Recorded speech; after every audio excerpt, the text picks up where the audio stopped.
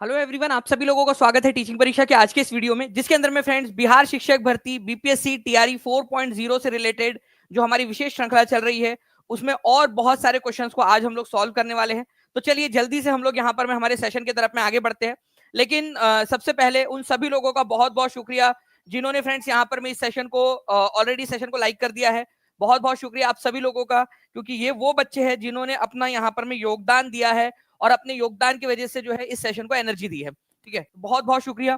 जहां भी शेयर कर सकते हैं फ्रेंड जल्दी जल्दी से शेयर कर देंगे, टेलीग्राम, फेसबुक, व्हाट्सएप, इंस्टाग्राम, जहां पर में भी शेयर कर सकते हैं। जिन्होंने भी अब तक टीचिंग परीक्षा चैनल को सब्सक्राइब नहीं किया है, जो नए बच्चे हैं वो जल्दी से सब्सक्राइब कर लेंगे ताकि आपको आने वाले वीडियोस जो है वो भी टाइम टू टाइम मिलते रहे, सारी इन्फॉर्मेशन आप लोगों को टाइम टू टाइम मिलते रहे। चलिए देखिए यहाँ पर मैं बच्चे हाथ ऊपर कर रहे हैं, इन सभी बच्चों का बहुत बहुत शुक्रिया जिन्होंने भी सेशन को लाइक कर दिया। चलिए पहले क्वेश्चन की तरफ में आगे बढ़ते हैं फ्रेंड्स। देखिए यहाँ पर मैं बोला गया आप लोगों से निम्नलिखित में से किस शब्द का प्रयोग, ठीक है, देखिए क्रमशः, ये याद रखना आप लोगों ने, किस शब्द का प्रयोग क्रमशः, ये एक इंपॉर्टेंट शब्द है आप लोगों का। क्रमशः मतलब कि पहले, ठीक है, आपको पुराने वाले का नाम बताना है और फिर नए वाले, जलोढ़ मिट्टी, ठीक है, तो नई और पुरानी जलोढ़ मिट्टी का नाम जो है आप लोगों को बताना है। बताइए जल्दी से। ओके, तो जलोढ़ मिट्टी जो है फ्रेंड्स आप लोगों ने याद रखना है कि जो नदी होती है ना, ठीक है, उसमें जब बाढ़ आती है तो अपने साथ में जो भी चीजें नदी ने बहा कर लेकर आई है वो डिपॉजिट कर देती है। ठीक है, और उससे जो मिट्टी बनती है, इस डिपोजिशन की वजह से, इस निक्षेपण की वजह से जो मिट्टी बनती है उसको जलोढ़ मिट्टी या फिर एलुवियल सॉइल कहा जाता है। एलुवियल सॉइल या फिर जलोढ़ मिट्टी। ठीक है, हमारे भारत में सबसे ज्यादा जलोढ़ मिट्टी ही पाई जाती है, ये बाढ़ की वजह से बनती है। ठीक है, अब ये जितना ज्यादा नदी से दूर होंगी, ठीक है, मिट्टी उतनी ज्यादा पुरानी होंगी, क्योंकि ये पहले बनी हुई है। और नदी के पास वाली जो मिट्टी है वो अभी बार बार बन रही है, क्योंकि नदी में बाढ़ आएंगी तो यहाँ पर में फिर से उसका डिपोजिशन होगा। तो जो मिट्टी, ठीक है, नई होती है, ठीक है, उसको क्या कहा जाता है, जो पुरानी होती है जलोढ़ मिट्टी उसको क्या कहा जाता है। 94% बच्चों ने सही आंसर दिया है। ठीक है, पुरानी वाली जलोढ़ मिट्टी को कहा जाता है खादर। ठीक है, और ठीक है, पुरानी वाली को आप लोगों का बांगर कहा जाता है, और जो नई वाली जलोढ़ मिट्टी है उसको कहा जाता है खादर। ठीक है, तो पुरानी वाली को खादर और नई वाली को बांगर। अच्छा, इसमें से बताओ कि कंकर किस में पाए जाते हैं, क्योंकि ये क्वेश्चन आया हुआ एग्जाम के अंदर में, कंकर इसमें से किस में पाए जाते हैं। ठीक है, ये भी बता देंगे आप सभी। ठीक है, इन दोनों में से एक है जिसके अंदर में कंकर पाए जाते हैं। बीपीएससी में आया हुआ क्वेश्चन है टीआरई के अंदर में आप लोगों का।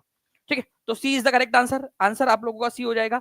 तो फ्लड प्लेन के अंदर में, मैदानी इलाकों के अंदर में जहां पर में बाढ़ आती है, ठीक है, जहां पर में अभी अभी नई मिट्टी बन रही है वो खादर है, और जो पुरानी वाली है ओल्ड, बांगर। ठीक है, इसको याद रख लेना है आप लोगों ने। अच्छा, इनमें से ज्यादा उपजाऊ कौन सी होंगी, जल्दी से आप लोग कमेंट करके बताएंगे। देखते हैं कितने लोग यहाँ पर में आंसर कर पाते हैं। इनमें से ज्यादा उपजाऊ कौन सी मिट्टी है, जल्दी से बता देंगे ये भी आप लोग। और सेशन को लाइक करते रहेंगे फ्रेंड, ताकि ऐसे ही आप लोगों के लिए और भी बहुत सारे क्वेश्चंस करवाए जा सके। ठीक है, नेक्स्ट क्वेश्चन। अब देखिए ये क्वेश्चन बहुत इंपॉर्टेंट है। 9 दिसंबर 1946 को संविधान सभा के प्रथम सत्र की अध्यक्षता किसने की थी, जल्दी बता देंगे आप लोग। प्रथम सत्र, संविधान सभा का प्रथम सत्र कौन से तारीख को हुआ था। अपने आप में एक नंबर का क्वेश्चन ये है आप लोगों का। ठीक है, अपने आप में एक नंबर का क्वेश्चन है। ठीक है, किसने की थी इसकी अध्यक्षता। तो देखिए संविधान सभा का प्रथम सत्र जो है 9 दिसंबर 1946 को हुआ था, ये याद रखना है आप लोगों ने। ठीक है, प्रथम सत्र, और इसकी अध्यक्षता की थी सच्चिदानंद सिन्हा जी ने। ठीक है, सच्चिदानंद सिन्हा जी को क्या कहा जाता है, ठीक है, मेकर ऑफ मॉडर्न बिहार। ठीक है, जो आधुनिक बिहार है उसका निर्माता इनको कहा जाता है, ये याद रखना है, architect of modern Bihar. Okay, तो आर्किटेक्ट ऑफ मॉडर्न बिहार सच्चिदानंद सिन्हा जी, ये उस समय में सबसे वयोवृद्ध व्यक्ति थे। ठीक है, बिहार के से चुनकर गए थे संविधान सभा के अंदर में, और उस पूरी संविधान सभा में सबसे वयोवृद्ध व्यक्ति थे। इसी वजह से बोला गया कि एक काम करिए, जब तक हम अध्यक्ष नहीं चुन लेते परमानेंट अध्यक्ष, ठीक है, तब तक आप अध्यक्षता कीजिए। तो 2 दिन तक, 9 दिसंबर से 11 दिसंबर तक इन्होंने की। अच्छा, परमानेंट अध्यक्ष किसको चुना गया था ये भी आप लोग बता दीजिए कमेंट करके। ठीक है, जल्दी बता दीजिए कि परमानेंट अध्यक्ष किसको चुना गया था संविधान सभा का। ये तो प्रोटेम थे, प्रथम सत्र की अध्यक्षता की थी केवल और केवल जब तक कि नया अध्यक्ष नहीं चुन लिया जाता और बाकी लोगों को शपथ नहीं दिला दी जाती। परमानेंट अध्यक्ष चुने गए थे राजेंद्र प्रसाद जी। ठीक है, ये याद रखना है आप लोगों ने, दोनों पॉइंट। अच्छा, अब मैं आपको कुछ इंपॉर्टेंट पॉइंट बता रहा हूं, इसको बहुत अच्छे से ध्यान रखेंगे आप सभी के सभी बच्चे। ठीक है, जो मैं अभी आपको बता रहा हूं बहुत इंपॉर्टेंट वाली चीजें है। देखिए फ्रेंड्स, हम लोग बात करें अगर पहले वाले सत्र की, तो पहले सत्र के अंदर में कितने लोगों ने जो है अटेंड किया था। ठीक है, तो 211 लोग जो थे संविधान सभा के अंदर में थे 9 दिसंबर 1946 को, पहले दिन। ठीक है, ये याद रखना आप लोगों ने, पहले सत्र के अंदर में केवल 211 लोगों ने अटेंड किया था। ठीक है, सच्चिदानंद सिन्हा ने इसकी अध्यक्षता की थी पहले 2 दिन तक। अब देखिए यहां पर में जो सेकंड मीटिंग हुई, 11 दिसंबर को, उस दिन क्या हुआ कि डॉक्टर राजेंद्र प्रसाद, ठीक है, इनको प्रेसिडेंट चुन लिया गया। अब मैं बहुत इंपॉर्टेंट वाली चीज बता रहा हूं आपको, वाइस प्रेसिडेंट कौन थे संविधान सभा के, प्लीज इसको याद रखिएगा, उपाध्यक्ष, ठीक है। तो संविधान सभा के दो उपाध्यक्ष थे, पहले थे डॉक्टर एच सी मुखर्जी, ठीक है, एच सी मुखर्जी, और दूसरे थे वीटी कृष्णमाचारी, ठीक है। तो मान लीजिए कि अगर राजेंद्र प्रसाद अवेलेबल नहीं है तो उस चेयर पे कौन बैठेगा, एच सी मुखर्जी बैठेंगे अध्यक्षता करने के लिए, क्योंकि वो उपाध्यक्ष है। दूसरे नंबर के उपाध्यक्ष कौन है, वीटी कृष्णमाचारी, मतलब राजेंद्र प्रसाद भी अवेलेबल नहीं है, एच सी मुखर्जी भी अवेलेबल नहीं है, तो वीटी कृष्णमाचारी बैठेंगे। और अगर ये तीनों अवेलेबल नहीं है तो फिर एक पैनल बनाया गया था, ठीक है, जिनका कोई ऐसे नाम वगैरह नहीं था, ठीक है, अध्यक्ष उपाध्यक्ष वगैरह नहीं था, बस एक पैनल बनाया गया था कि वो लोग अध्यक्षता करेंगे, काम चलते रहना चाहिए। इसके अलावा बहुत ही इंपॉर्टेंट वाला पॉइंट, संविधान सभा के एडवाइजर कौन थे, एडवाइजर, तो बी एन राव, ये याद रखना है आप लोगों ने, बी एन राव, सभी लोग लिखेंगे संविधान सभा के एडवाइजर, सलाहकार, तो संविधान सभा के सलाहकार थे बी एन राव, ओके, ये याद हो गया आपको। अब देखिए, ये तो हो गए सलाहकार, जो सलाह दे रहे थे कि किस तरीके का संविधान बनना चाहिए, क्या हमें प्रावधान डालनी चाहिए, ये सारी चीजें, क्योंकि ये एक तो आईसीएस एग्जाम क्लियर किए हुए थे, उसके बाद में इन्होंने जो है लॉ करके जो है ये कलकत्ता हाईकोर्ट के जो है वो जस्टिस भी बने थे, ठीक है, जज बने थे कलकत्ता हाईकोर्ट के अंदर में। इसके अलावा पूरे दुनिया भर के जितने भी संविधान थे उनका अध्ययन इन्होंने किया हुआ था, बी एन राव ने, इसी वजह से इनको संविधान सभा का सलाहकार बनाया गया था। नाउ अब ये तो बात हो गई कामकाज की, अब जो बैकग्राउंड में काम होता है, सारा अरेंजमेंट करना, सारी चीजें करना, संविधान सभा जो है उसका मैनेजमेंट करना, सारे एम्प्लॉइज जितने भी वहां बैकग्राउंड में काम कर रहे हैं उनका मैनेजमेंट करना, तो संविधान सभा के जो सचिव थे, ठीक है, सेक्रेटरी, ठीक है, संविधान सभा के सचिव, उनका नाम था एचवीआर अयंगर, प्लीज इसको याद रख लीजिए, मुझे लगता है कि ये क्वेश्चन पूछे जाने की संभावना है आप लोगों से, ठीक है। ये संविधान सभा के सलाहकार, ठीक है, संविधान सभा के सचिव, और दूसरा जो है आप लोगों से उपाध्यक्ष, ये क्वेश्चन आप लोगों से बहुत हद तक पूछे जाने की संभावना बन रही है, तो इसको याद रखेंगे आप सभी के सभी, ठीक है, लिख दो। मैं क्या आप लोगों से इसको पूछूं आप लोगों से अभी, ठीक है, अगले 1 मिनट के अंदर में, अगर आप लोग तैयार हो तो मुझे बताइएगा, इसको मैं आप लोगों से फिर पूछता हूं सवाल, इन सवालों को, ठीक है, चल।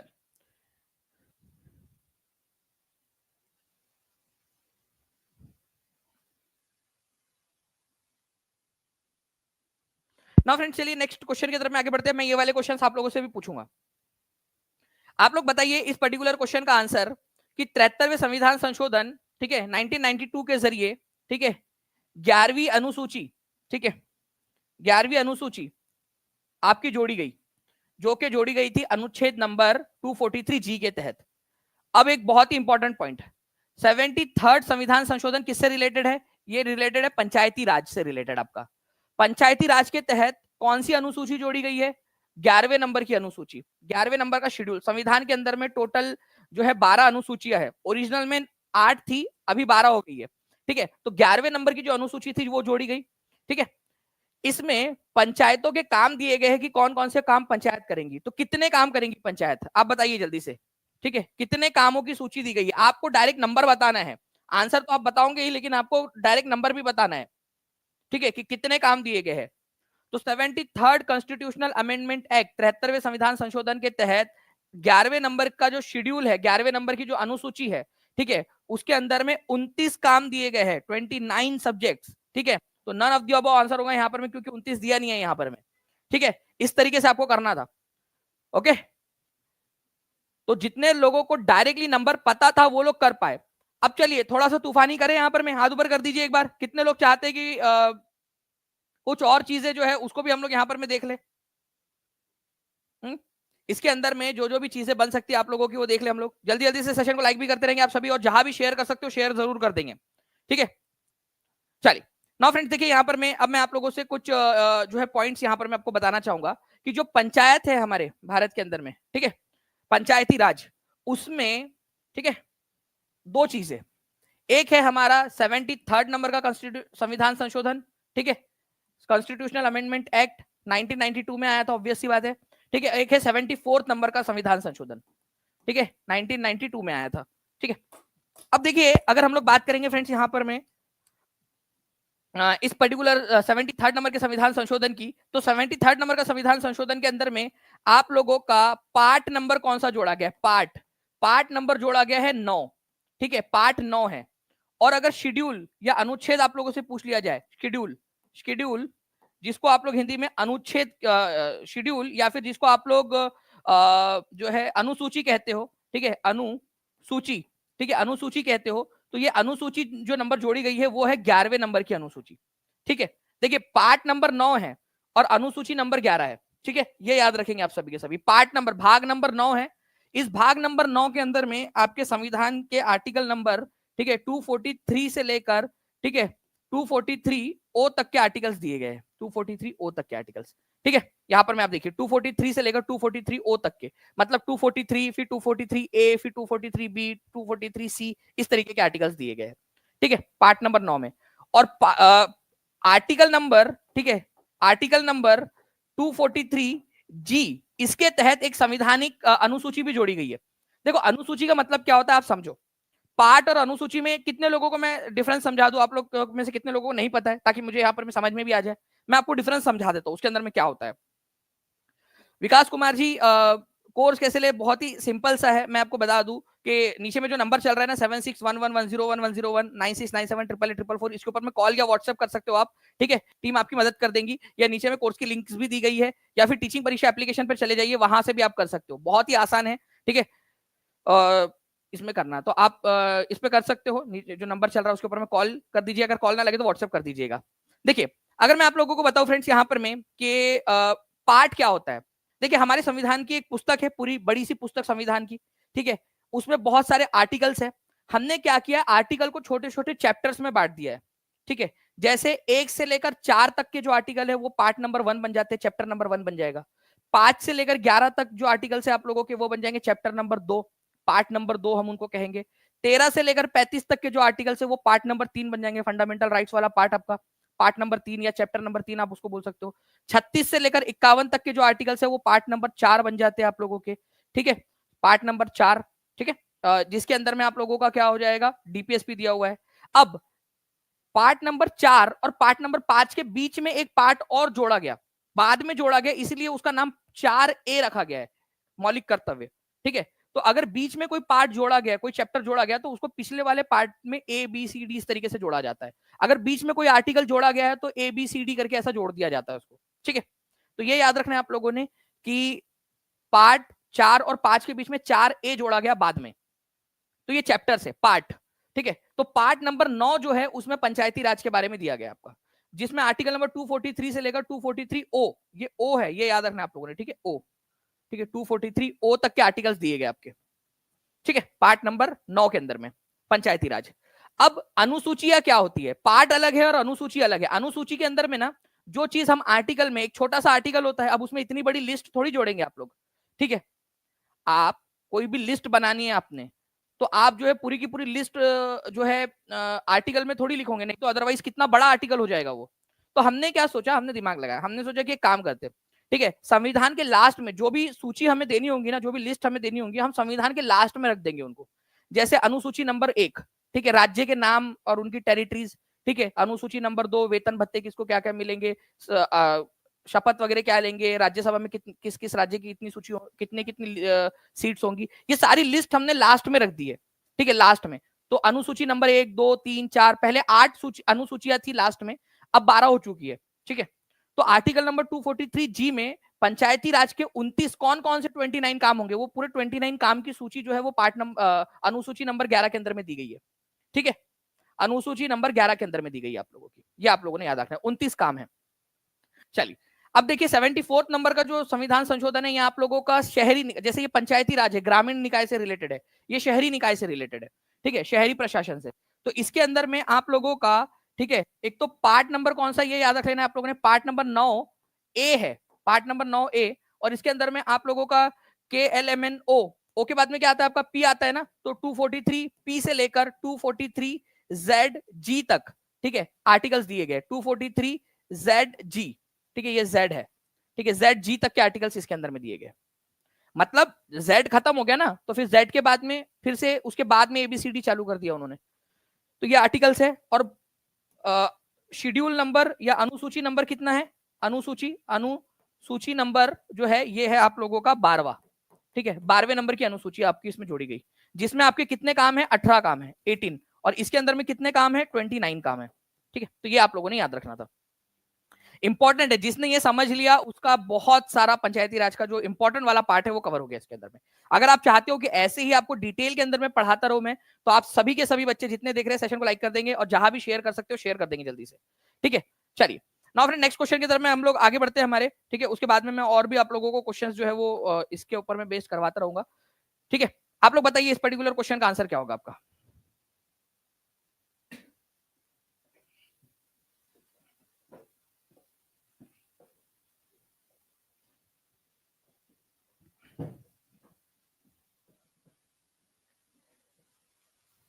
जी, तो देखिए अगर हम लोग बात करेंगे वास्को डी गामा भारत में कब आया था, तो वास्को डी गामा अगर हम लोग बात करें भारत में कौन से साल में आया था, तो 1498 के अंदर में आया था पहली बार। उसने भारत के लिए समुद्री रास्ते की खोज की थी।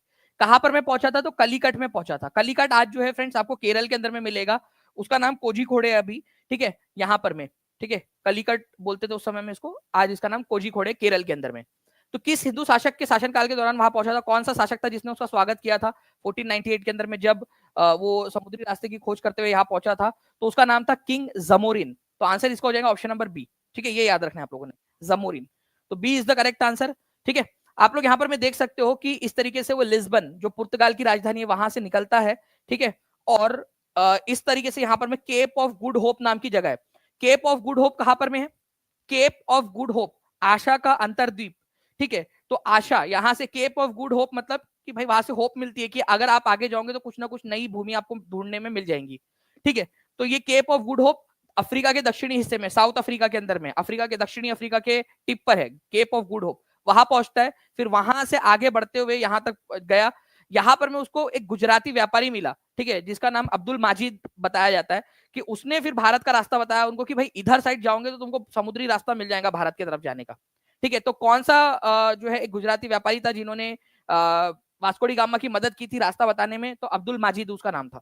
ठीक है, चलिए, तो ये भी पॉइंट है। और वहां पर में ये याद रखेंगे आप सभी के सभी, उसका नाम जो है बेसिकली उसका नाम क्या था, जो राजा था जिसने इसका स्वागत किया था, किंग जमोरिन। ठीक है, चलिए, तो 20 मई 1498 को वो वहां पर में पहुंचा था। ठीक है, केप ऑफ गुड होप को पार करते हुए। ठीक है,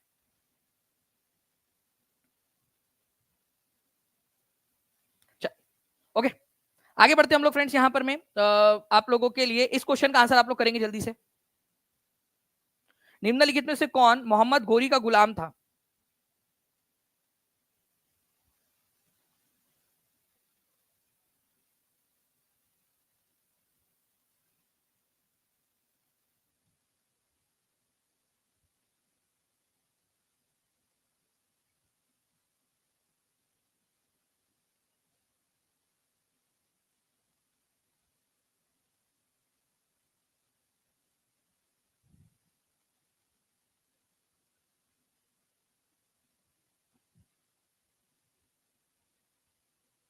चलिए, तो देखिए फ्रेंड्स, निम्नलिखित में से कौन मोहम्मद घोरी का गुलाम था। अगर आप लोगों से ये बात पूछ ली जाए तो मोहम्मद घोरी, आप लोगों को पता होना चाहिए फ्रेंड्स कि उसने जो है भारत के ऊपर में हमला किया था। 2 लड़ाइयां उसने लड़ी, आप तराई की पहली लड़ाई और तराई की दूसरी लड़ाई। ठीक है, पृथ्वीराज चौहान को उसने हरा दिया था 1192 के अंदर में। ठीक है, 1192 के अंदर में तराई की दूसरी लड़ाई में हरा दिया था।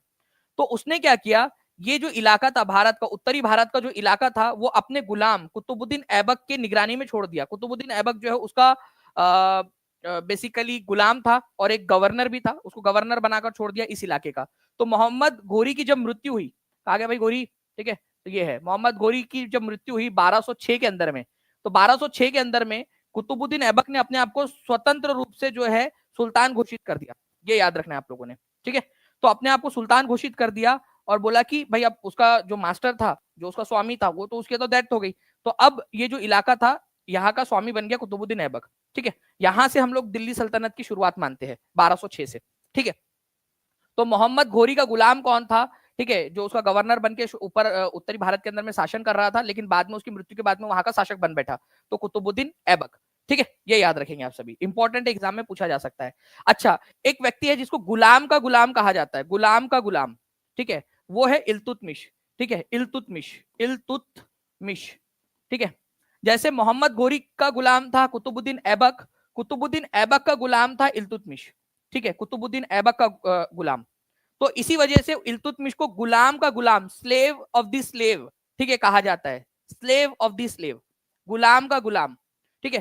तो मोहम्मद गोरी का गुलाम था कुतुबुद्दीन ऐबक। कुतुबुद्दीन ऐबक की मृत्यु के बाद में इसका जो बेटा था कुतुबुद्दीन ऐबक का, आराम शाह, वो शासक बनता है। लेकिन वो बहुत ही उसके नाम के जैसा ही आराम करने वाला व्यक्ति था वो, तो उसको हटाकर, ठीक है, इल्तुतमिश जो है वो शासक बन गया। तो तीसरे नंबर का दिल्ली सल्तनत का शासक था इल्तुतमिश। वैसे मैं एक फन फैक्ट आपको बता दूं कि कुतुबुद्दीन ऐबक का गुलाम था इल्तुतमिश, ठीक है, लेकिन कुतुबुद्दीन ऐबक ने अपनी बेटी की शादी करवा दी थी इससे। बोले कि मेरी बेटी तो वैसे भी उसको गुलाम बनाएंगी शादी के बाद में, तो एक काम करते हैं ना, मतलब कट शॉर्ट करते हैं प्रोसेस को, ठीक है, गुलाम से ही शादी करवा देते, तो क्या मेरी बेटी का काम आसान हो जाएगा, ठीक है। चलिए, जो का पार्ट, वो एक्चुअली एक एफिशिएंट व्यक्ति था, ओके। और हर बाप चाहेगा कि यार उसकी शादी, उसकी बेटी की शादी जो एक सही अच्छे व्यक्ति के साथ में हो, है ना सचिन, क्या बात है, ठीक है। तो कुतुबुद्दीन ऐबक जो है, ये याद रखेंगे आप सभी के सभी, उन्होंने अपनी बेटी की शादी जो है इल्तुतमिश के साथ में करवाई थी, ठीक है। और इल्तुतमिश बाद में जो है शासक बना था, ठीक है। और इसकी बेटी भी बढ़िया जो है एफिशिएंट थी। बताओ इल्तुतमिश की बेटी का नाम क्या था, ठीक है। इल्तुतमिश की बेटी का नाम बताओगे आप सभी के सभी। चार मीनार का निर्माण कराया, चार मीनार यहाँ कहां से आ गया भाई, कुतुब मीनार करवाया ना, तुम कुतुब मीनार और चार मीनार को मिला दे रहे हो, ठीक है। ब्रायन लारा और लारा दत्ता में फर्क ही नहीं कर रहे तुम, ठीक है। चलिए, तो यहाँ पर मैं ये पॉइंट है आप लोगों का, प्लीज इसको याद रखेंगे आप सभी के सभी, इंपॉर्टेंट है, एग्जाम में पूछा जाएगा आप लोगों से, ठीक है। नाउ नेक्स्ट क्वेश्चन की तरफ में आगे बढ़े।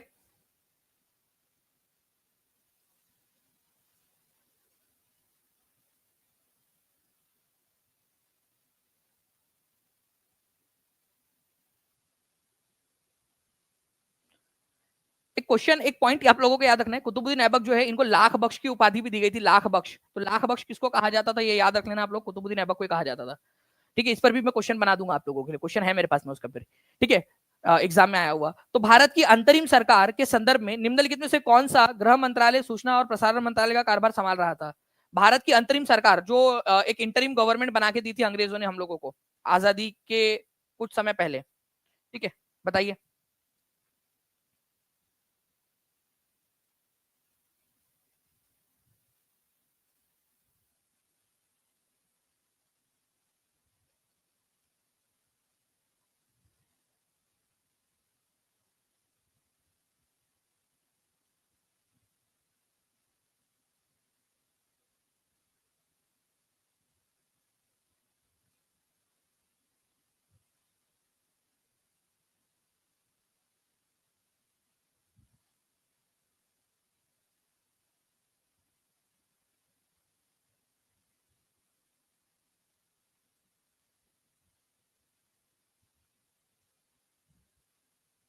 चलिए, बहुत बढ़िया, आप लोगों के आंसर्स जो है फ्रेंड्स यहाँ पर में कंटिन्यूअसली आ रहे हैं, ठीक है।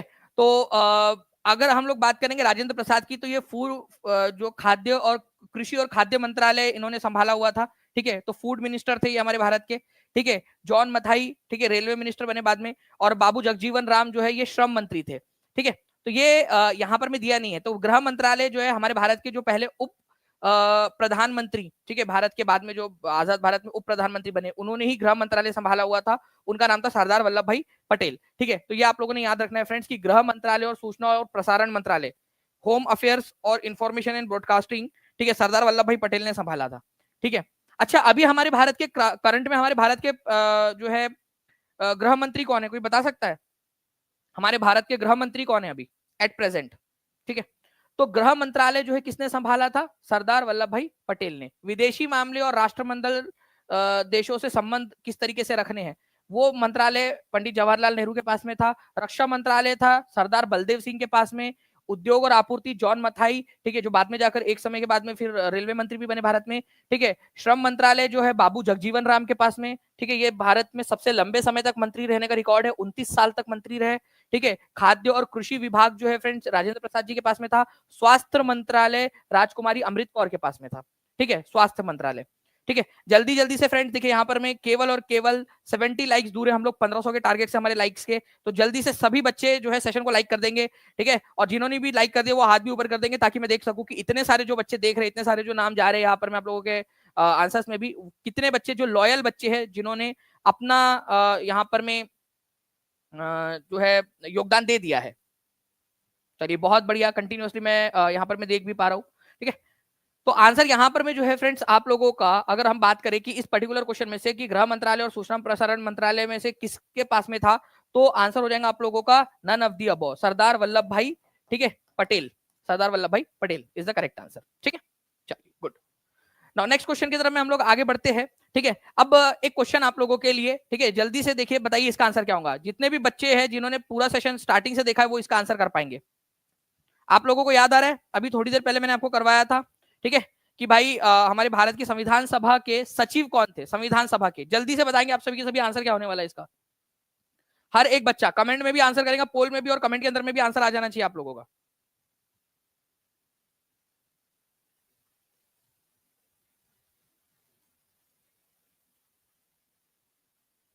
जी, तो देखिए फ्रेंड्स, अगर हम लोग बात करेंगे संविधान सभा के सचिव कौन थे, अगर ये क्वेश्चन आ जाए आप लोगों से, सेक्रेटरी कौन थे, तो ये थे HVR अयंगर, ठीक है। अगर एडवाइजर आपसे बोला जाए, ठीक है, कि सलाहकार कौन थे संविधान सभा के, सलाहकार, सलाहकार, तो वो होगा BN राव। लेकिन अगर आपसे सचिव पूछ लिया जाए तो HVR अयंगर। ये बहुत ही इंपॉर्टेंट क्वेश्चन है, इसको सुपर डुपर इंपॉर्टेंट मार्क करो आप सभी के सभी, ठीक है। बहुत ज्यादा इंपॉर्टेंट क्वेश्चन है आप लोगों का, ये क्वेश्चन बनेगा एग्जाम के अंदर में आप लोगों से। HVR अयंगर, ठीक है, सचिव थे। और सलाहकार आप लोगों से पूछ लिया जाए, ठीक है, तो BN राव। राजेंद्र प्रसाद क्या थे आप लोग बता देंगे जल्दी से, ठीक है। अभी आप लोगों को देखिए यहाँ पर मैंने पूरा बताया। एक क्वेश्चन इसके बाद में एक और दिखा देता हूँ, ये क्वेश्चन इस तरीके से भी बनता है। इस क्वेश्चन का आंसर करेंगे आप सभी।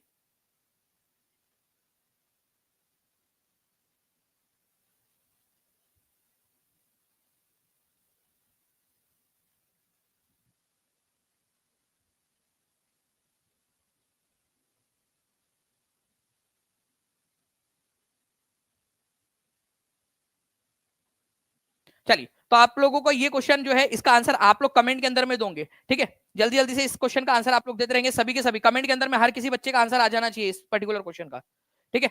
तो देखिए, अगर हम बात करेंगे फ्रेंड संविधान सभा के अध्यक्ष कौन थे, तो कुछ बच्चे जो अभी भी यहाँ पर में BR अम्बेडकर लगा रहे, भाई BR अम्बेडकर, डॉक्टर भीमराव अम्बेडकर जो है संविधान सभा की मसौदा समिति के अध्यक्ष थे।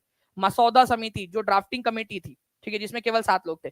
पूरी संविधान सभा जो थी उसके अध्यक्ष थे परमानेंट अध्यक्ष राजेंद्र प्रसाद, ठीक है। अब अगर मान लो संविधान सभा के उपाध्यक्ष कौन थे, ये क्वेश्चन आ जाए आप लोगों से, तो आप लोग क्या आंसर करोगे।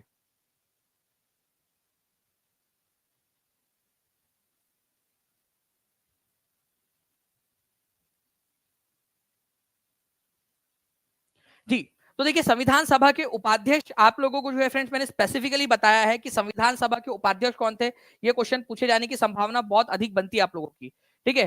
तो HC मुखर्जी, ठीक है, HC मुखर्जी और VT कृष्णमाचारी, ये 2 उपाध्यक्ष थे, ये आप लोगों ने याद रखना है, ठीक है। आप लोग इसके अंदर में देखिए, आप लोग इस पर्टिकुलर स्लाइड के अंदर में आप लोग देख पा रहे होंगे कि राजेंद्र प्रसाद जी प्रेसिडेंट थे, ठीक है, संविधान सभा के। लेकिन वही अगर हम लोग बात करेंगे आपके उपाध्यक्ष कौन थे, तो HC मुखर्जी और VT कृष्णमाचारी, इस तरीके से 2 उपाध्यक्ष थे, ये आप लोगों ने याद रखना है, ठीक है। तो इंपॉर्टेंट पॉइंट है, एग्जाम के अंदर में पूछे जाने की बहुत अधिक संभावना आप लोगों की इसके ऊपर में बनती है। तो इस पर्टिकुलर पॉइंट को आप लोगों ने याद रखना है। और साथ ही साथ अब आप लोगों के लिए एक जो है फ्रेंड्स गुड न्यूज भी है, ठीक है। तो ये भी मैं आप लोगों को बता देता हूं कि आप लोगों की बहुत समय से डिमांड थी कि सिर्फ करंट अफेयर्स जो है वो भी करवाइएगा, कि करंट अफेयर्स जो है अलग अलग जो एग्जाम्स के अंदर में पूछे जाने वाले करंट अफेयर्स है। तो आपको बता दूं कि बीपीएससी टीआरई 4.0 के लिए जितनी भी बीपीएससी एग्जाम्स है आपकी, चाहे अगर मान लो बीपीएससी की री एग्जाम हो जाती है, यूपी पीसीएस की एग्जाम हो जाती है, यूपीएससी की एग्जाम हो जाती है, जितनी भी रेलवे एग्जाम्स है आप लोगों की, बैंकिंग की, एसएससी, सभी के लिए जो है फ्रेंड्स आप लोगों का हर रोज सुबह 6 बजे, ठीक है, करंट अफेयर्स की क्लास होने वाली है। सचिन सर आप लोगों के लिए लेंगे, जगताप सर, ठीक है। और बहुत बढ़िया, इनका करीब जो है फ्रेंड्स 24 साल का एक्सपीरियंस है, ठीक है, टीचिंग कैटेगरी के अंदर में। ओके, 24 साल, और 24 साल मतलब आप लोगों में से कई सारे लोगों की उम्र भी नहीं होगी, एज भी नहीं होगी उतनी, तो सचिन जगताप सर, ठीक है। तो हम दोनों मिलकर यहाँ पर मैं आप लोगों का करंट अफेयर्स जो है वो डिजाइन किए हैं, ठीक है। तो मोस्ट इंपॉर्टेंट जो क्वेश्चन है आप लोगों के वो करवाए जाएंगे। तो आप लोग रोज सुबह 6 बजे जो है वो जुड़ सकते हैं। ओके, 24 ईयर्स का experience, he was government teacher, ठीक है, फॉर 12 ईयर्स एज वेल, ठीक है। जहां पर में उन्होंने जो जो हायर जो एजुकेशन होता था वहां पर में उन्होंने पढ़ाया हुआ है। ठीक है जी। नाउ नेक्स्ट क्वेश्चन की तरफ में हम लोग आगे बढ़ते हैं फ्रेंड्स। हमारे आप लोगों को बताना है कि नेक्स्ट जो इस पर्टिकुलर क्वेश्चन जो है इसका आंसर क्या होगा। भारत के राष्ट्रपति, ठीक है, अनुच्छेद आर्टिकल नंबर 352 का, ठीक है, 352 का जो है इस्तेमाल करके पूरे देश में या इसके किसी भी हिस्से में राष्ट्रीय आपातकाल की घोषणा नहीं कर सकते, किस आधार पर। ठीक है, देखिए, नहीं कर सकते इस आधार पर।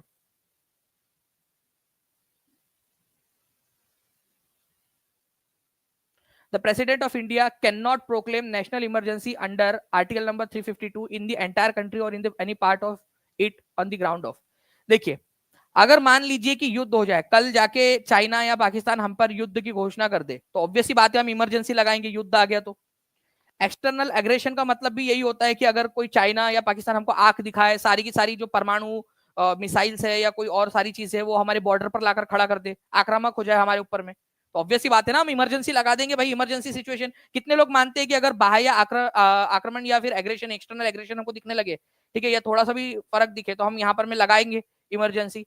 ठीक है, अगर आर्म्ड रिबेलियन हो जाए, आप सभी के सभी लोग जो है हथियार लेकर सड़कों पे निकल जाए और सरकार के खिलाफ विद्रोह कर दे, ठीक है, विद्रोह कर दे सरकार के खिलाफ, बहुत सारे लोग एकदम आ जाए और आप लोगों का सशस्त्र विद्रोह हो जाए भारत के अंदर में ही, ठीक है, सशस्त्र होना चाहिए, ठीक है, ये पॉइंट इंपॉर्टेंट है, सशस्त्र, शस्त्र लेकर निकल जाए सारे के सारे लोग, तो इमरजेंसी लगाई जा सकती है। केवल और केवल इंटरनल डिस्टर्बेंस है, केवल और केवल हड़ताल हो रही है और लोग जो है यहाँ पर में अपनी मांग को लेकर जो है आंदोलन कर रहे हैं, इसके आधार पर, इंटरनल डिस्टर्बेंस के आधार पर इमरजेंसी नहीं लगाई जा सकती। ये पहले था, इसको हटा दिया गया 44th कॉन्स्टिट्यूशनल अमेंडमेंट एक्ट के जरिए।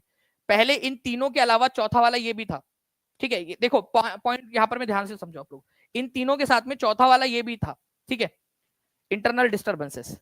इंटरनल डिस्टर्बेंसेस को हटा दिया गया क्योंकि इसका सहारा लेकर इंदिरा गांधी जी ने जो है, पता है आप लोगों को, इमरजेंसी लगा दी थी। ओके, तो इंटरनल डिस्टर्बेंसेस के केवल और केवल इसलिए कि लोग जो है प्रदर्शन कर रहे हैं और बहुत सारे लोग एक साथ आ गए हैं बिना हथियार लिए, तो आप इमरजेंसी लगा दोगे, ऐसा नहीं होगा। तो इंटरनल डिस्टर्बेंसेस को आर्म्ड रिबेलियन से जो है वो रिप्लेस कर दिया गया था कि केवल आर्म्ड रिबेलियन जो है, ठीक है, उसी के आधार पर लगाया जा सकता है अगर हथियार लेकर निकल गए लोग। अदरवाइज केवल इंटरनल डिस्टर्बेंस हुआ है इसके आधार पर जो है, ठीक है, नहीं लगाया जा सकता। तो D is the correct answer. तो घोषणा नहीं कर सकते किसके आधार पर, केवल आंतरिक अशांति का बहाना देकर नहीं कर सकते। ठीक है, ओके, तो D is the correct answer, ये आप लोग याद रखोगे फ्रेंड्स। ठीक है, अच्छा, हमारे भारत के अंदर में अब अनुच्छेद क्योंकि आप लोगों को पता है कि आप लोगों की 70वीं बीपीएससी की जो री एग्जाम हुई थी उसके अंदर में आपसे पूछा गया था इमरजेंसी के आर्टिकल्स। अब मैं आप लोगों को बताना चाहूंगा आर्टिकल नंबर 352, ठीक है, आर्टिकल नंबर 356, ठीक है, और आर्टिकल नंबर 360, इसके अंदर में 3 प्रकार की इमरजेंसी दी गई है। आर्टिकल नंबर 352 के अंदर में राष्ट्रीय आपातकाल दिया गया है। आर्टिकल नंबर 356 में राष्ट्रपति शासन, ठीक है, राष्ट्रपति शासन किसी राज्य में लगाया जा सकता है, शासन, ठीक है, मतलब किसी राज्य के अंदर में अगर मान लो कि कोई सरकार नहीं बना पा रहा है या वहां की कानून व्यवस्था बिगड़ गई, तो राष्ट्रपति शासन लगाया जा सकता है राज्यों में। और ये है फाइनेंशियल इमरजेंसी, वित्तीय आपातकाल, अगर हमारा देश बैंकक्रप्ट हो जाए, वैसे अभी तक जरूरत नहीं पड़ी हमको फाइनेंशियल इमरजेंसी की। ये जो पूरे के पूरे इमरजेंसी का प्रावधान है, ठीक है, ये कौन से नंबर के भाग नंबर में दिए हैं, भाग में। अगर कोई रेगुलर स्टूडेंट है टीचिंग परीक्षा का, ठीक है, उसको पता होगा, बहुत ही सिंपल मैंने एक ट्रिक बताई थी आप लोगों को, कौन सा भाग है बताइए। हाँ जी बिल्कुल, अभी देखिए वहां के जो है उन्होंने जो अभी आप लोग मणिपुर के अंदर में देख रहे हो कि मणिपुर के जो चीफ मिनिस्टर है उन्होंने इस्तीफा दे दिया है, ठीक है, तो मणिपुर के जो चीफ मिनिस्टर है उन्होंने जब इस्तीफा दे दिया तो वहां पर में राष्ट्रपति शासन जो है उसकी बात हुई है वहां पर में। तो आप लोगों का अब ये चीज देखना है कि वहां पर में कोई और सरकार नहीं बना पा रहा है। अगर मान लो वहां पर में सरकार जो है, ठीक है, बना लेता, ठीक है, कोई और सरकार बना लेता या कोई और मुख्यमंत्री बन जाता तो बात अलग है। लेकिन अगर मान लो वहां पर में कोई और सरकार नहीं बना पाता तो क्या होगा वहां पर में, ठीक है, मणिपुर के अंदर में राष्ट्रपति शासन जो है वो पूरी तरह से इंपोज हो जाएगा आर्टिकल नंबर 356 के तहत। ठीक है, तो अभी आप लोगों को पता है कि वहां पर में नई वाली सरकार वहां पर में नहीं बन रही है, तो वहां पर में क्या किया गया है, राष्ट्रपति शासन लागू कर दिया गया है। ओके, तो राष्ट्रपति शासन दो स्थिति में लग सकता है, अगर राष्ट्रपति वहां पर में कोई सरकार नहीं बना रहा है, क्योंकि अब बीजेपी ने मना कर दिया वहां सरकार नहीं बना रहे, ठीक है, तो राष्ट्रपति शासन लग गया। और दूसरा वहां पर में अगर इंटरनल फेल्यूर हो जाए और वहां का मुख्यमंत्री इस्तीफा भी ना दे, ठीक है। तो आपको बताया था मैंने कि पार्ट नंबर 18 में दिया गया है ये आपका, क्यों अभी किसी ने यहाँ पर में लिखा भी है, ठीक है, कि क्योंकि सर 18 साल की उम्र में इमरजेंसी सिचुएशन आ जाती है उम्र की, ठीक है, तो 18 साल की उम्र में इमरजेंसी सिचुएशन आ जाती है, ठीक है, बॉडी के अंदर में आप लोगों का जो हार्मोनल फ्लो है वो बहुत ज्यादा बढ़ जाता है, आप लोग एकदम तूफान की अवस्था के अंदर में आ जाते हो। तो 18 साल जो है आप लोगों की उम्र में एक बहुत बड़ा चेंज होता है, आप लोगों को वोटिंग का अधिकार भी मिल जाता है ना, तो इमरजेंसी सिचुएशन आ जाती है, तो ऐसा समझ लीजिएगा 18 साल की उम्र में, तो इसी वजह से मतलब पार्ट नंबर 18 में इमरजेंसी के प्रावधान दिए गए, ऐसा आप लोग याद रख सकते थे, ठीक है, पार्ट नंबर 18 के अंदर में, ठीक है, चैप्टर नंबर 18 या पार्ट नंबर 18 जो भी आप लोगों ने बोलना है उसको, ठीक है। तो भाग नंबर 18 में आपातकालीन प्रावधानों का उल्लेख किया गया है पूरा का पूरा।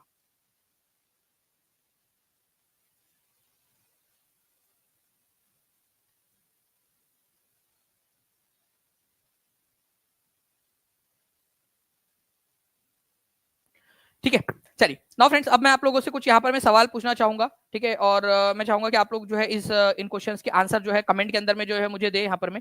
मारपीट की उम्र 18 साल, हाँ मारपीट भी आप लोग करते रहते हो यहाँ पर में, ठीक है।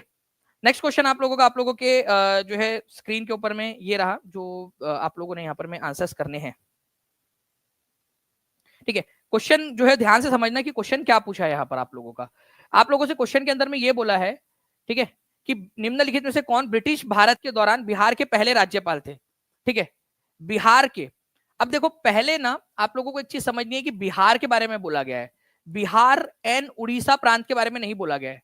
बिहार एंड उड़ीसा, बिहार में और उड़ीसा के अंदर में अलग हो गया था 1936 के अंदर में, ठीक है, और बिहार नाम से केवल और केवल बिहार नाम से राज्य अस्तित्व में आया और उड़ीसा जो है वो अलग हो गया। तो बिहार बना था आप लोगों को 1936 के अंदर में, बिहार एंड उड़ीसा प्रांत जो था उससे अलग होकर।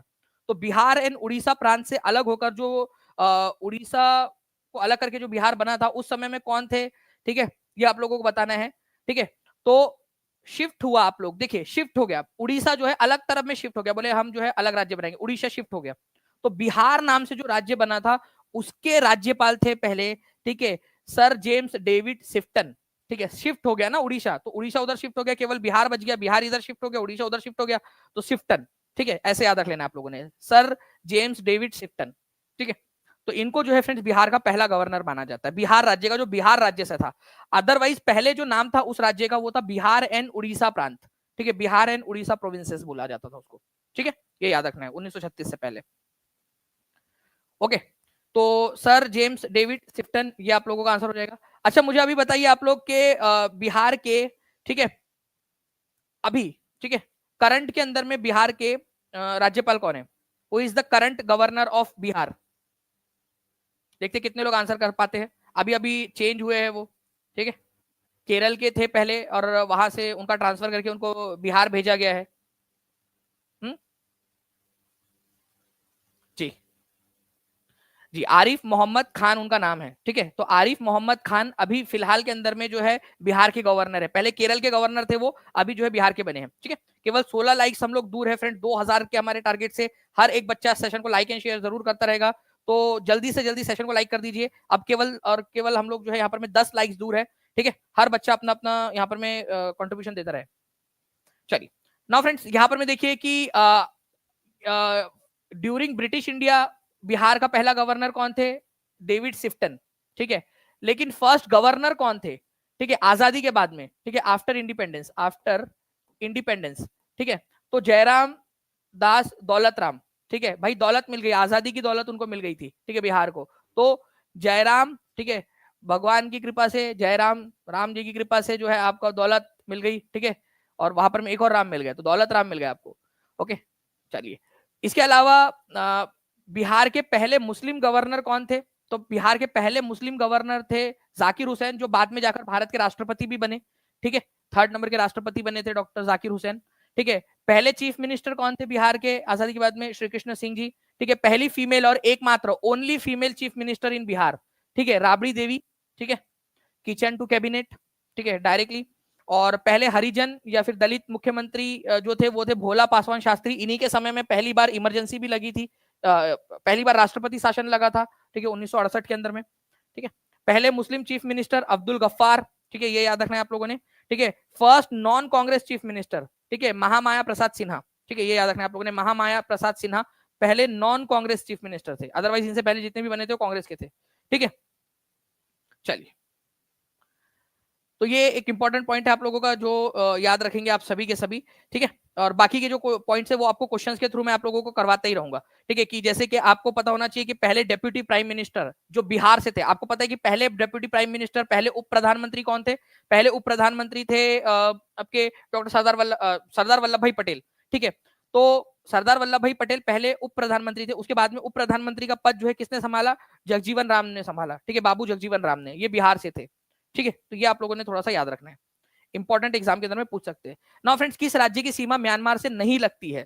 थोड़ा सा आपको नॉर्थ ईस्ट के मैप जो है वो पता होने चाहिए। और आप लोगों के लिए बता दूं कि टीचिंग परीक्षा चैनल के ऊपर में आप लोगों को अभी 3D एनिमेशन के जरिए और बहुत बढ़िया से एनिमेटेड वे के अंदर में मैप्स और सारी चीजें और जो डिफरेंट कंसेप्ट है वो भी आप लोगों को जो है फ्रेंड्स अभी हम लोग समझाने वाले हैं, उसका भी हमने इंतजाम किया हुआ है। तो बहुत जल्द आप लोगों को वो सारी चीजें भी मिलने वाली है, ठीक है। तो किस राज्य की सीमा म्यांमार से नहीं लगती है? तो आपको पता होना चाहिए फ्रेंड्स कि अगर यहाँ पर मैं नन ऑफ द अबव दिया ही नहीं है, ठीक है, जानबूझ के थोड़ा सा आपके लिए टफ किया है इसको, तो सिक्किम जो है फ्रेंड्स ये ऊपर में है, आपको पता है ना, ठीक है। अगर हम भारत को देखेंगे तो इधर साइड के अंदर में सिक्किम तो आपका है ही नहीं उधर में, ठीक है, सिक्किम ऊपर में है, म्यांमार से उसकी सीमा कहाँ लग रही है? ये म्यांमार इधर साइड के अंदर में, तो मिजोरम है, मणिपुर है, नागालैंड है और अरुणाचल प्रदेश है, ठीक है। तो इन राज्यों के साथ में जो है म्यांमार अपनी सीमा साझा करता है, मिजोरम, मणिपुर, नागालैंड, ठीक है, अरुणाचल प्रदेश। अच्छा, अभी इनमें से कहां पर में राष्ट्रपति शासन लागू हुआ है? जल्दी बताइए, इन 4 राज्य में से किसी एक जगह पे राष्ट्रपति शासन लागू हुआ है, जल्दी बताओ, बताइए।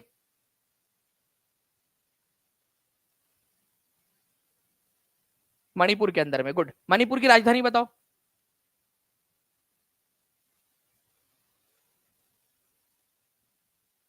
मणिपुर की राजधानी बताएंगे आप सभी।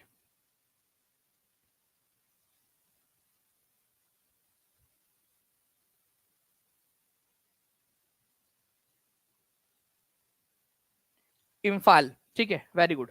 चलिए, तो इम्फाल है, ये याद रखना है आप लोगों ने, मणिपुर की राजधानी, ठीक है, ओके।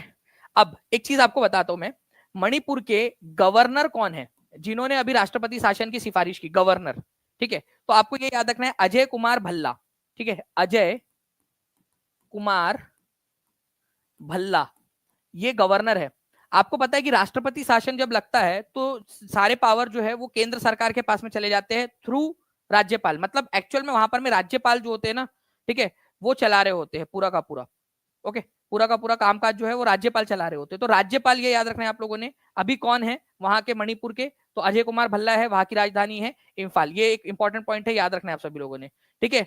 अच्छा, इसके अलावा एक और क्वेश्चन बन सकता है आप लोगों से कि अभी हाल ही में कौन जो है 9 फरवरी को उन्होंने इस्तीफा दिया था ना, ठीक है, तो उन मुख्यमंत्री का नाम क्या था जिन्होंने इस्तीफा दिया? ये भी क्वेश्चन बन सकता है आप लोगों से।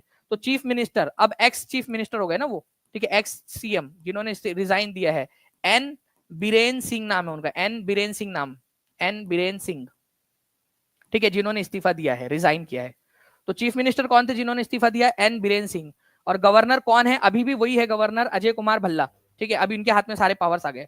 जल्दी से एक बार सेशन को लाइक एंड शेयर करते रहेंगे सभी के सभी, अगर आप चाहते हो कि इसी तरीके से और भी क्वेश्चंस आप लोगों को करवाते रहे, ठीक है। आई थिंक कुलदीप सर यहाँ पर तैयार हो चुके हैं आप लोगों की साइंस की क्लास के लिए भी, लेकिन मैं आप लोगों को एक चीज बताना चाहूंगा यहाँ पर मैं, ठीक है, आप सभी जितने भी लोग यहाँ पर मैं देख रहे हैं कि आप लोगों के लिए कल से जो है करंट अफेयर्स की जो क्लास है वो स्टार्ट हो जाएगी आप लोगों की रोज सुबह 6 बजे। तो जितने भी बच्चे हैं वो जरूर देखिए इसको, ठीक है। आप लोगों के लिए हर हफ्ते जो पूरा का पूरा करंट अफेयर जो बच्चा पूरा देखेगा, ठीक है, हम क्या करेंगे, हर हफ्ते उसके एक टेस्ट भी रखा करेंगे ताकि आप लोग पूरा हफ्ते भर का रिवाइज कर सके टेस्ट के फॉर्मेट के अंदर में, ठीक है। वो ऐप के अंदर में होंगी आपकी, टेस्ट फ्री ऑफ कॉस्ट रहेंगी सबके लिए, बिल्कुल फ्री, ठीक है। तो आप लोग जरूर सुबह 6 बजे वाली क्लास को देखा करिए आप लोग, ओके। नाउ फ्रेंड्स, भारत की स्वतंत्रता के समय भारतीय कांग्रेस के अध्यक्ष कौन थे? ये क्वेश्चन का आंसर आप लोग कर देंगे। भारतीय राष्ट्रीय कांग्रेस का मैंने पूरा का पूरा आप लोगों को इतिहास 2 लेक्चर के अंदर में पढ़ाया है, कितने लोगों ने देखा है? ठीक है, पेड क्लास के अंदर मैं आप लोगों का टीचिंग परीक्षा के एप्लीकेशन पर टीआरई 4.0 की पेड क्लास में पूरा का पूरा मैंने भारतीय राष्ट्रीय कांग्रेस का आप लोगों को इतिहास पढ़ाया है। ठीक है, यहां तक हमने देखा है कि स्वतंत्रता के समय भारतीय राष्ट्रीय कांग्रेस के अध्यक्ष कौन थे और स्वतंत्रता के बाद पहली बार जो स्वतंत्र भारत के अध्यक्ष चुने गए पहली बार भारत में बाद में, वो कौन थे। ठीक है, तो इसका आंसर आप लोग जरूर करिएगा, देखते कितने लोग इसका आंसर कर पाते हैं। ठीक है, भारतीय राष्ट्रीय कांग्रेस के अध्यक्ष की बात कर रहे हैं यहाँ पर मैं, भारत के जो है अध्यक्ष है, भारत के राष्ट्रपति की बात नहीं कर रहे हम। ठीक है, हम बात करें स्वतंत्रता के समय भारतीय राष्ट्रीय कांग्रेस, इंडियन नेशनल कांग्रेस का अध्यक्ष कौन था। ठीक है, देखते हैं कितने लोग इसका आंसर कर पाते हैं। ठीक है, देखो चैलेंजिंग क्वेश्चन है ये आप लोगों के लिए, बहुत ज्यादा चैलेंजिंग है। मैं कल इसका आंसर देखूंगा कि कितने लोगों ने इसका आंसर किया है, नहीं भी पता है तो सर्च करो आप लोग। ठीक है, और फिर आंसर करना है इसका। ठीक है, चलिए तो मिलते हैं हम लोग फ्रेंड्स हमारे नेक्स्ट लेक्चर के अंदर में। आप लोग सेशन को लाइक कर दिए होंगे, शेयर कर दिए होंगे मुझे उम्मीद है। और जो बच्चे टीचिंग परीक्षा के साथ में जुड़ना चाहते हैं 7611101101 9697884444 ये नंबर चल रहा है आप लोगों का, इस नंबर पे कॉल या व्हाट्सएप आप लोग कर सकते हो, या टीचिंग परीक्षा एप्लीकेशन डाउनलोड कर लीजिए आप सभी के सभी। ठीक है, ताकि आप लोगों को जो है प्रीमियम कंटेंट मिल सके और आपकी सफलता सुनिश्चित हो सके। ठीक है, तो आप सभी के सभी जल्दी से टीचिंग परीक्षा के साथ में जुड़ जाए और जितनी भी चीजें आपको दी गई है वो सारी चीजों को अच्छे से करिए। 10,000 से ज्यादा बीपीसी के डिफरेंट बिहार के डिफरेंट एग्जाम में पूछे गए क्वेश्चंस आपको दिए गए हैं, उन क्वेश्चंस को भी आप लोग करना जारी रखिए आप लोग। ओके, चलिए thank you very much friends, मिलते हैं हमारे नेक्स्ट क्लास में, तब तक के लिए take care and bye, God bless you all. आप लोगों के लिए कुलदीप सर की क्लास जो है वो स्टार्ट हो चुकी है और कल सुबह से जो है फ्रेंड्स 6 बजे से आप लोगों के लिए करंट अफेयर्स की क्लासेस भी होंगी। ओके, चलो thank you friends, bye, God bless you, thank you.